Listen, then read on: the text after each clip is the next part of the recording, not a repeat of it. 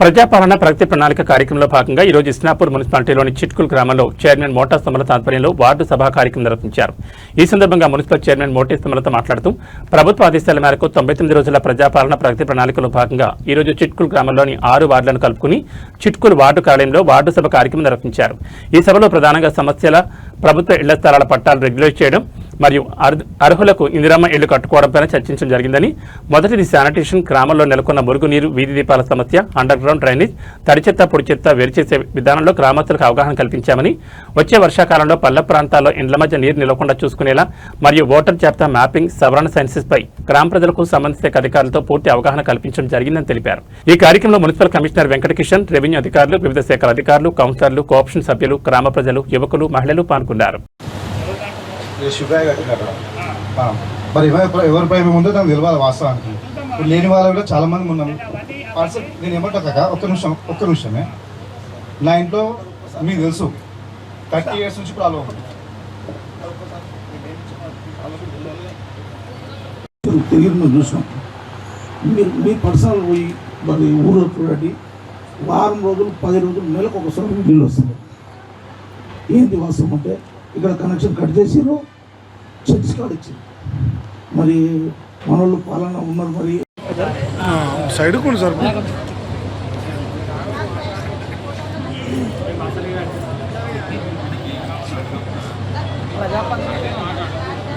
పల్లిలో గల పలు సమస్యల పరిష్కారం కొరకు విన్నపం.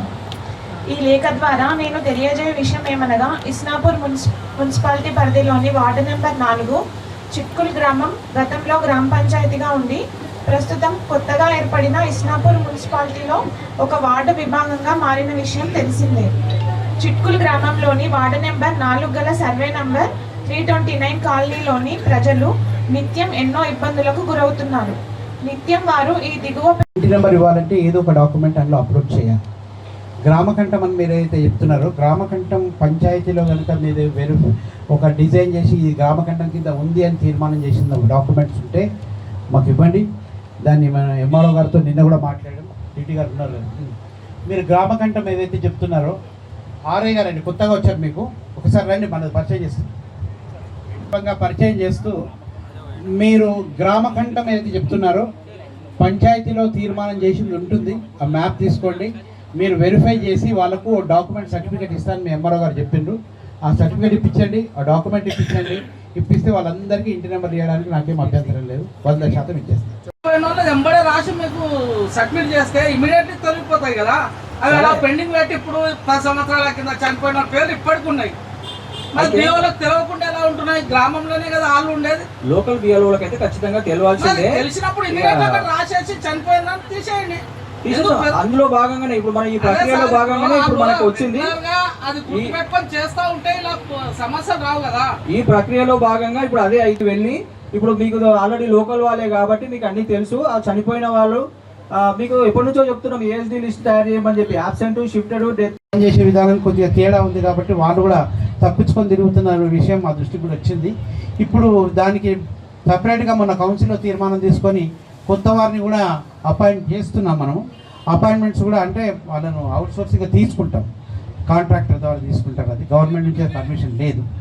దాన్ని కూడా ఈ వారం రోజుల్లో కంప్లీట్ చేసుకొని పూర్తి స్థాయిలో మీకు ఇక్కడ స్ట్రీట్ లైట్స్ చూడడానికి వాట్సాప్లో చూడాలి, ఇక్కడ వేయాలని, ఇక్కడ వేయొద్దని ఏ కౌన్సిలర్ కూడా ఇప్పటివరకు అట్లాంటి ఆలోచనతో మాకు చెప్పలేదు. మా సిబ్బంది కూడా నా దృష్టికి తీసుకురాలి. అట్లా మేము నేను అపాలజీ అడుగుతున్నాను, ఎందుకంటే మీకు ఇబ్బంది అయింది కాబట్టి గవర్నమెంట్ తరఫున చేయకూడదు. మేము మీకు అలాంటి ఆలోచనలు మా కౌన్సిలర్స్కి కానీ మాకు కానీ లేదు. దయచేసి మీరు అలాంటి ఆలోచన పెట్టుకోకండి. మీకు ఇబ్బంది కలిగితే కౌన్సిలర్స్ చెప్పొచ్చు, నాకు మెసేజ్ పెట్టి రెగ్యులర్ డెవలప్మెంట్ కానీ దీనికి వీడియో కాన్ఫరెన్స్లు, గూగుల్ మీట్లు జరుగుతున్నప్పుడు 1 అరగంట దాని మీద ఉంటుంది. మీకు కాల్ వచ్చినప్పుడు లేపలేని పరిస్థితి ఉంటుంది, నేను కట్ చేయలేను. అందుకని కొన్నిసార్లు మేము మా కౌన్సిలర్స్ కూడా చెప్తుంటారు, మీరు ఫోన్ లేపలేదు సార్ అంటే వాళ్ళకి అర్థమైపోయింది. 1 నెల చూశారు, దాని తర్వాత వాళ్ళు వచ్చి మాట్లాడడానికి కూర్చున్న ముందర వీడియో కాల్ నడుస్తుంటుంది కాబట్టి నేను మాట్లాడలేని పరిస్థితి ఉంటుందని అర్థమై ట్యాక్స్కి మాత్రం ఇంట్రెస్ట్ మాత్రం పెంచుకుంటా పోతున్నారు. మేము పేమెంట్ చేస్తామని ఎంతోమంది కూడా రెడీ ఉన్నారు, ఆడ తీసుకోవడానికి అవకాశం లేదు. మళ్ళీ ఆన్లైన్లో డూఏ చూపిస్తుంది. మన దగ్గర హ్యాండ్తో రాసిన రిసిప్ట్స్ కూడా ఉన్నాయి, అవి అప్డేట్ లేదు. హౌస్ ఆన్లైన్లో లేదు. ఒకవేళ గ్రామకంఠం ఇల్లు, దానికి డాక్యుమెంట్ ఎందుకు ఉంటుందండి? డాక్యుమెంట్ ఉండదు కదా. సార్ మీరు ఖచ్చితంగా ఇది పైనకి ఎక్కడ తీసుకెళ్తారో లేదు సార్, ఇప్పటికే 2 years దాటిపోయింది. ఎన్నో గ్రామకంఠం విలేజ్లు మాత్రం వాటిని ఆన్లైన్లో ఎక్కించండి. నీకు ఒకప్పుడు మన గ్రామ పంచాయతీ